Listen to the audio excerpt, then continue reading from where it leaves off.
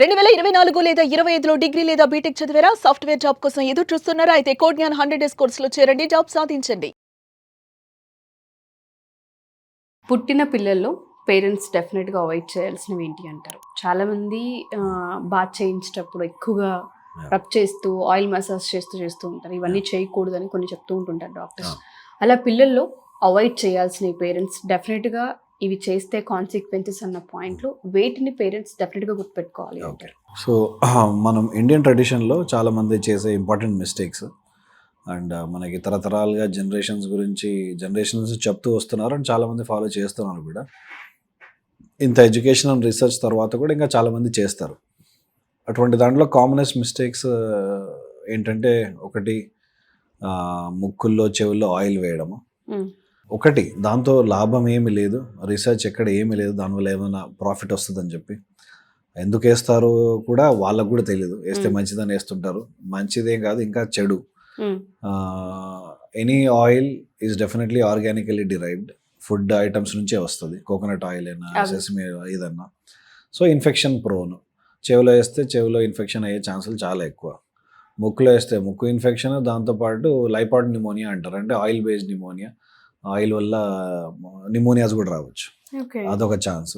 So ఈ oil రంధ్రాల్లో వేయడం is not going to help anyone. తక్కువ వెయిట్ బేబీస్కి, చాలా తక్కువ పుట్టిన బేబీస్కి మేమే అప్పుడప్పుడు పాలలో కోకోనట్ ఆయిల్ మిక్స్ చేయమని చెప్తాము ఫర్ వెయిట్ గెయిన్. అలా తాగడానికి ఇవ్వచ్చేమో కానీ not in any other whole. That is one important mistake parents to. ఇంకా ఇంపార్టెంట్ మిస్టేక్స్ పేరెంట్స్ ఏది అవాయిడ్ చేయాలంటే, మసాజ్ చేసేటప్పుడు నిప్పుల్ మసాజ్ చేయడం. చాలామంది ఏమనుకుంటారంటే, ఈ మసాజ్ చేసే లేడీస్ లేకపోతే మన పెద్దల ఇంట్లో పాత జనరేషన్ వాళ్ళు కూడా కొంత పాలు ఉంటాయి, అందులో పిండి తీసేయాలని చెప్తుంటారు. వీళ్ళు అన్ఫార్చునేట్లీ కోఇన్సిడెంటల్లీ టచ్ చేయగానే కొంచెం వైట్ లిక్విడ్ రాగానే నిజంగానే వస్తున్నాయి, పిండి తీసేయాలని తీస్తారు. సో ఇప్పుడు ఈ రీసెర్చ్ ఏం చెప్తుందనంటే, ఎవరైతే లేడీస్ ప్రెగ్నెంట్ అయ్యి బేబీస్ని కానీ బ్రెస్ట్ మిల్క్ ఇవ్వడానికి కష్టపడుతున్నారో, ఎందుకంటే వాళ్ళ నిప్పుల్స్ లోపలికి ఉన్నాయి అని చెప్పి, వీళ్ళే ఆ పిల్లలు ఎవరికైతే పుట్టినప్పుడు బాగా మసాజులు చేశారు బ్రెస్ట్కి, సో వాళ్ళ నిప్పుల్స్ బాగా ఒత్తారు, అందుకే అది అలా తయారైందని చెప్పి ఇప్పుడు కొత్త రీసెర్చ్ ఒకటి ఉంది. సో ఆ నిప్పుల్ మసాజ్ చేయడం వల్ల ఏ లాభము రాదు, ఆ పాలు తీయడం వల్ల ఏ లాభం రాదు. ఒకటి వాళ్ళు అర్థం చేసుకోవాల్సింది ఏంటంటే, అది నార్మల్ మెటర్నల్ హార్మోన్స్ వల్ల కొంచెం లిక్విడ్ వస్తుంది, అదంతా కదా తగ్గిపోతుంది. దాన్ని మనం అదే పనిగా ప్రెస్ చేసి ఇన్ఫ్లమేషన్ అయ్యి అక్కడ మాస్టైటిస్ లాగా తయారయ్యి ఇన్ఫెక్షన్ అయ్యి ఎర్రగా అయిపోయి పెయిన్ఫుల్గా అయ్యి ఫీవర్ రావడము, పస్సు రావడము, పెద్ద తలనొప్పిగా మారుతుంది. సో నిప్పుల్ మసాజ్ చేయడం వెంటనే ఆపేయాలి. బాడీ మసాజ్ మంచిది, మసాజ్ చేసేటప్పుడు చెస్ట్ మసాజ్ డెలికేట్గా చేయాలి, నిప్పుల్స్ని అదే పనిగా పట్టుకొని ప్రెస్ చేయకూడదు.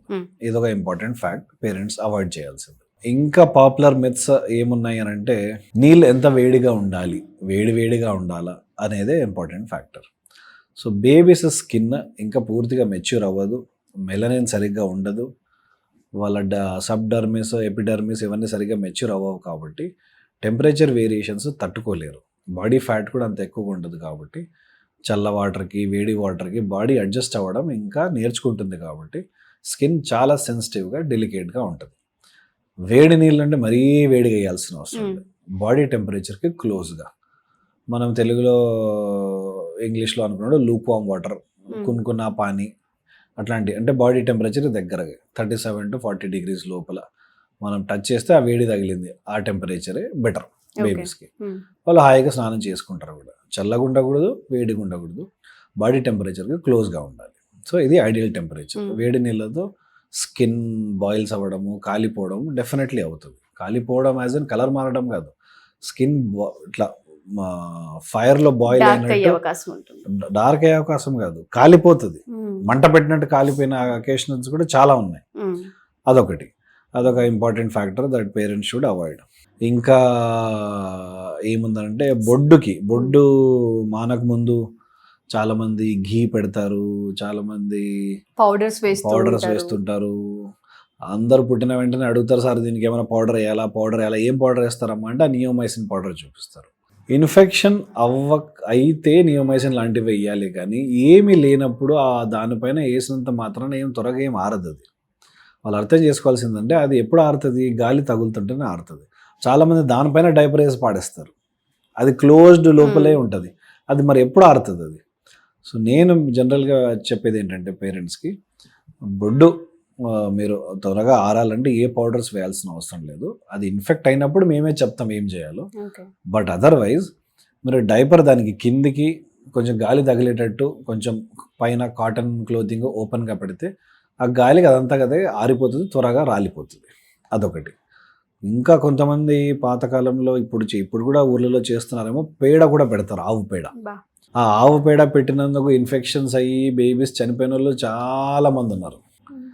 పాతకాలంలో అయితే ఇంకా చాలా హ్యూజ్ నెంబర్స్లో వచ్చేవాళ్ళు. అదొక రిలీజియస్ కస్టమ్ లాగా అయిపోయింది. అంటే సాంప్రదాయం, ఆవు మంచిది, పేడ మంచిది, బొడ్డుకు పెడతామని అంటే అందులో బ్యాక్టీరియా కూడా ఉంటాయి కదా. సో మన బ్యాక్టీరియా ఆ బ్యాక్టీరియా టోటల్లీ డిఫరెంట్. మన బాడీలో ఉండే మంచి బ్యాక్టీరియా, ఆవుకు ఉండే ఆవు మోషన్స్లో వచ్చే బ్యాక్టీరియా చాలా తేడా ఉంది. అవి మనకి డెఫినెట్లీ పాథోజెనిక్. సో అవి బొడ్డుకి పూసి చాలా టైం ముందు చేసేవాళ్ళు, ఇప్పుడు చాలా తగ్గిపోయింది. అదొకటి. ఇంకా ఇంపార్టెంట్ ఊర్లలో ఇంకా చేస్తున్నారు బ్రాండింగ్ మార్క్స్ అని ఏమంటామంటే, మనము జాండీస్ తగ్గడానికి కాల్చుకొని తీసుకురావడము, లేకపోతే ఏడుస్తున్నాడు అని చెప్పి పొట్ట పైన వేడి ఏదైనా టచ్ చేసి కాల్చేటట్టు స్కిన్ బర్న్స్ చేసి తీసుకొస్తారు. వాడు పెద్దగా అయ్యి వాడు ముసలుడై చనిపోయిన తర్వాత కూడా వాడికి మార్క్ ఉంటుంది. సో దాన్ని బ్రాండింగ్ మార్క్స్ అంటారు. ఇవి కొన్ని క్యాస్ట్ వాళ్ళు చేస్తున్నారు, ఊర్లలో చేస్తారు. అన్ని రిలీజియన్స్ అన్ని క్యాస్ట్లు చేయరు, బట్ ఒక సెక్టర్, ఎకనామికల్లీ వీకర్ సెక్టర్కి అదో బిలీఫ్ ఉండి చేస్తున్నారు కూడా. అలా అయ్యే స్కిన్ ఇన్ఫెక్షన్స్ అయి చనిపోయిన బేబీస్ కూడా చాలామంది ఉన్నారు. అగైన్ అది కూడా one thing that everyone should realise, that అట్లా మార్క్స్ పెట్టడంతో ఏ జాండీస్ తగ్గదు. న్యూ బార్న్స్ అందరికీ జాండీస్ ఒక మోతాదుగా డెఫినెట్లీ వస్తుంది. అది న్యాచురల్ ఫిజియలాజికల్గా వస్తుంది ఖచ్చితంగా. ఎవరికైతే ఎక్కువగా వస్తుందో అది చూడడానికి అర్థమైపోతే డాక్టర్ని అడిగితే 5వ రోజు 6వ రోజు లోపే ఐడెంటిఫై అయ్యి డాక్టర్ ఏం చేయాలో చెప్పేస్తాడు. తల్లిపాలే దానికి ట్రీట్మెంట్. ఎవరికైతే అధికంగా వస్తుందో వాళ్ళకి ఫోటోథెరపీ అనో ఏం ప్రాబ్లం అయిందో కనుక్కొని దాని ప్రకారం ట్రీట్మెంటే చేయడమే. కానీ ఈ కాల్చడము, చెట్ల మందు వేయడము, కళ్ళల్లో మందు వేయడము, అది వేయడం ఏమి హెల్ప్ కాదు, ఇన్ఫ్యాక్ట్ ప్రాబ్లమే.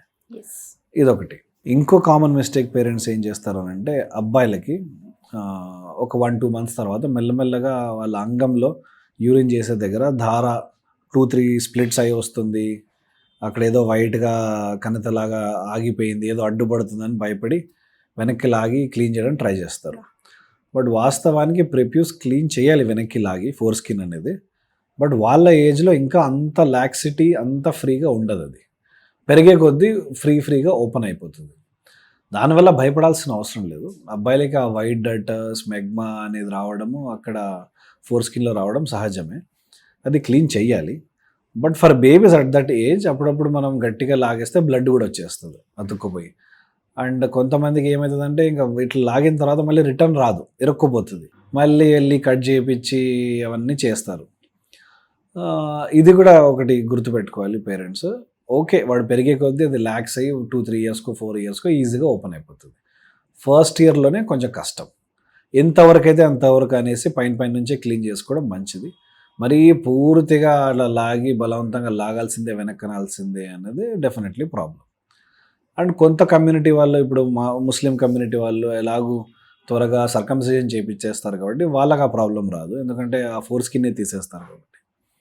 బట్ అదర్వైజ్ ఎవరైతే బై చాయిస్ చేయించారో, కొంతమంది భయపడి రెగ్యులర్గా మా దగ్గరకు వస్తుంటారు, సార్ ఏదో అడ్డుపడ్డది, ఏదో వైట్ కనిపిస్తుంది, యూరిన్ ఇబ్బంది పడుతున్నాడు, ముక్కుతున్నాడు, 2-3 ధారలు వస్తున్నాయి, సరిగ్గా రావట్లేదు అని అంటే, మేము స్మెగ్మా ఉందిలేమ్మా, భయపడకండి, మీరు కుదిరితే ఎంతవరకు క్లీన్ చేస్తే క్లీన్ చేసుకోండి. పెరిగే కొద్దీ, పెరిగాక కూడా చాలామంది అట్లే వదిలేస్తారు. 3-4 years తర్వాత కూడా యూరిన్ ఇన్ఫెక్షన్స్ ఊరికే అవుతుంటాయి. అప్పుడు అది ఆ స్మెగ్మా వల్ల లూజ్ అయిపోయినా కానీ ఫోర్ స్కిన్ అతుక్కొనే ఉంటుంది. సో వాడు పెరిగే కొద్దీ డైలీ పేరెంట్స్ చెక్ చేసి ఎంతవరకు చేయగలరో ఒక 2-3 years తర్వాత ఈజీగా ఫోర్ స్కిన్ వెనక్కి క్లీన్ చేయొచ్చు. అది హైజీన్ కోసం డెఫినెట్లీ ఫాలో చేయాలి, అదొకటి. సో ఈ కామన్ మిస్టేక్స్ పేరెంట్స్ అవాయిడ్ చేసేస్తే బేబీస్ చాలా హ్యాపీగా హెల్తీగా ఉంటారు. ఫ్రీక్వెంట్ క్రైగా చేయడము, వీళ్ళు ఇబ్బంది, ఇన్ఫెక్షన్స్ అవ్వకపోవడము, హాస్పిటల్ అడ్మిషన్స్, ఇవన్నీ తగ్గుతాయి. ఎస్, మీరు అన్నట్టుగానే సొంత వైద్యాలు అనేవి పిల్లల విషయంలో ఎస్పెషల్లీ Yes. 1 year లోపు ఉన్న బేబీస్ లో పొరపాటును కూడా రిస్క్ చేస్తారు. ఎందుకంటే తీసుకోకూడదు. ఏది అత్యుత్సాహంతో మనం చేసినా అవి సర్జరీస్ దాకా మళ్ళీ వెళ్ళే అవకాశం Definitely. కనిపిస్తుంది. Definitely. ఇందులో ఇన్ఫెక్షన్స్ అని మళ్ళీ వాటికి సర్జరీస్ అని చూసే అవకాశం కనిపిస్తుంది. Thank you sir, thank you for the information.